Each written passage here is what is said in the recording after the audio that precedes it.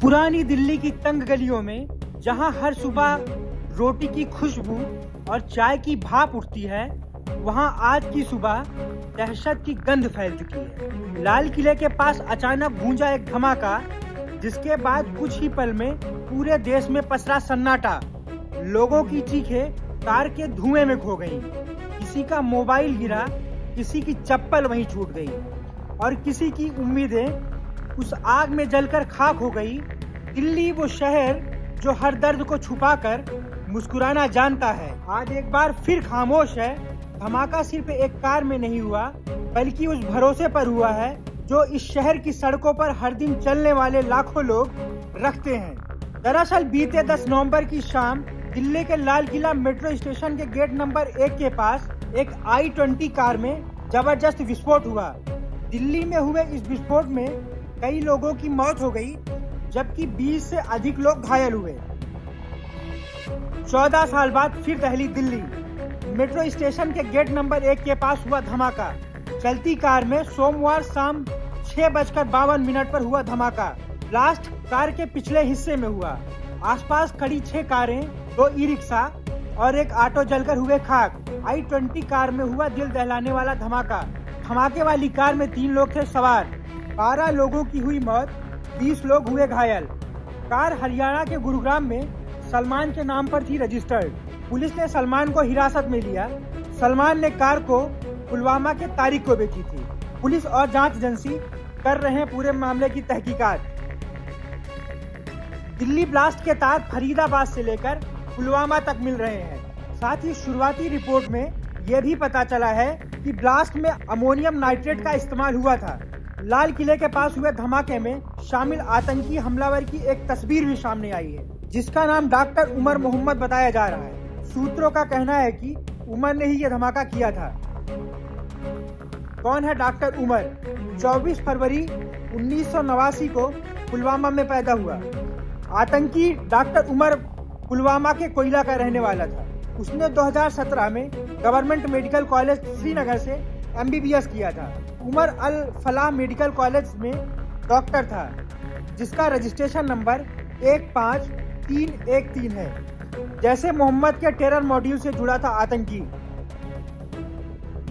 Delhi blast case में police और जांच एजेंसी ने उमर और उसके परिवार पर शिकंजा कसते हुए घर वालों के साथ पूछताछ शुरू कर दी है, जिसमें जांच एजेंसी ने आतंकी उमर की मां और उसके 2 भाई से पूछताछ कर रही है। साथ ही 14 रिश्तेदारों के फोन भी जब्त कर लिए गए हैं। पुलिस और जांच एजेंसी लगातार पूरे देश में सर्च ऑपरेशन चला रही है। जांच एजेंसियों ने दिल्ली से लेकर यूपी, पंजाब, हरियाणा, जम्मू कश्मीर समेत कई राज्यों में सर्च ऑपरेशन चला रही है, जिसके तहत पुलिस और जांच एजेंसी ने पुलवामा जिले के थाना अवंतीपोरा से 3 लोगों को पकड़ा है, जो हमले में इस्तेमाल की गई गाड़ी को बेचने में शामिल थे। पुलवामा में 3 लोगों को पकड़ा गया, गाड़ी के बेचने में थे शामिल तारिक अहमद मलिक गुलाम, आमिर राशिद अब्दुल, उमर राशिद अब्दुल। दिल्ली पुलिस की स्पेशल सेल के सूत्रों के मुताबिक आतंकी उमर पार्किंग में खड़ी I-20 कार में लगभग 2.5 से 3 घंटे तक बैठा रहा। वो एक पल के लिए भी कार से नहीं निकला। पुलिस सूत्रों के मुताबिक उमर किसी का इंतजार कर रहा था। उमर फरीदाबाद मॉड्यूल का हिस्सा था। दिल्ली पुलिस ने लाल किले के पास हुए विस्फोट को लेकर UAPA के तहत FIR दर्ज की है और आत्मघाती हमले के एंगल के तहत तहकीकात कर रही है। अभी कोतवाली थाने के अंदर FIR दर्ज कर ली गई है। उसके अंदर UAPA एक्सप्लोजिव एक्ट भारतीय न्याय संहिता की धाराओं के तहत मुकदमा दर्ज किया गया है।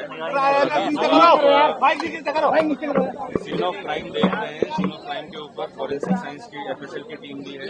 इसके अलावा और भी स्पेशलाइज्ड एजेंसीज की, दिल्ली पुलिस की टीम भी है, NSG की टीम भी है, जो पूरे सीन ऑफ क्राइम को यहाँ पे एग्जामिन कर रही है, आसपास के इलाके को एग्जामिन कर रही है और जो भी इसकी इन्वेस्टिगेशन के लिए जरूरी एविडेंसेस और ट्रेसेस हैं वो सारे कलेक्ट किए जा रहे हैं।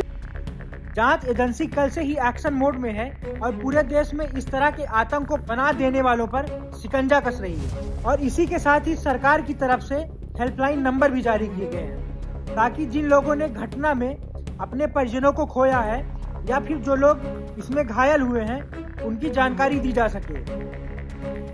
हेल्पलाइन नंबर LNJP अस्पताल 01123233400, emergency number 01123239249। AIIMS trauma centre 01126594405। Delhi police आपातकाल नंबर 112। दिल्ली पुलिस नियंत्रण कक्ष 01122910010, 01122910011। गृह मंत्री अमित शाह ने हादसे के तुरंत बाद घटनास्थल का दौरा किया। इतना ही नहीं, गृह मंत्री ने लोकनायक अस्पताल जाकर घायलों की स्थिति भी जानी।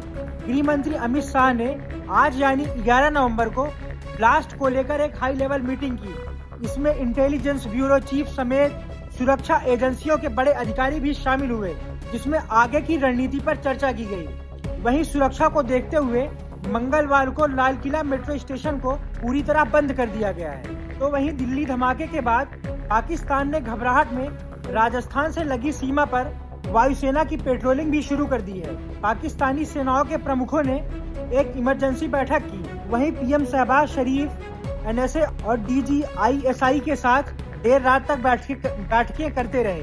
और हादसे के बाद अमेरिका, फ्रांस, ब्रिटेन ने भारत में मौजूद अपने नागरिकों के लिए एडवाइजरी जारी की है। और इसके साथ ही भारत सरकार ने देश के 11 राज्यों दिल्ली, NCR, हरियाणा, पंजाब, यूपी, बिहार, महाराष्ट्र, मध्य प्रदेश, राजस्थान, उत्तराखंड, गुजरात, छत्तीसगढ़ को हाई अलर्ट पर रखा है। और इस पूरे मामले पर रक्षा मंत्री राजनाथ सिंह ने भी प्रतिक्रिया देते हुए कहा, मैं देशवासियों को दृढ़ता से आश्वस्त करना चाहता हूं कि इस त्रासदी के लिए जिम्मेदार लोगों को न्याय के कटघरे में लाया जाएगा और उन्हें किसी भी हालात में बख्शा नहीं जाएगा। Foremost, I extend my heartfelt condolences to all those who lost their lives in the tragic incident that occurred in Delhi yesterday. I pray to God to grant strength and solace to the bereaved families in this hour of deep grief. From this platform, I wish to assure my citizens that the country's leading investigative agencies are conducting a swift and thorough inquiry into the incident. The findings of the investigation will soon be made public. I want to formally assure the nation that those responsible for this tragedy will be brought to the justice and will not be spared under any circumstances. लाल किले के पास बिखरा कांच, सिर्फ शीशे नहीं टूटे हैं, किसी के सपने, किसी की हंसी, किसी की जिंदगी के हिस्से भी टूटे हैं। लाल किले के पास हुआ ये धमाका सिर्फ दिल्ली को नहीं, पूरे देश को झकझोर दिया है। दिल्ली जो हर दर्द को चुपचाप झेलती है, आज फिर वही दिल्ली अपनों के आंसुओं में भीग गई है। वो जगह जहां कभी आजादी के बिगुल बजे थे, आज वहीं से उठी है बारूद की गंध और सवालों की लपटें।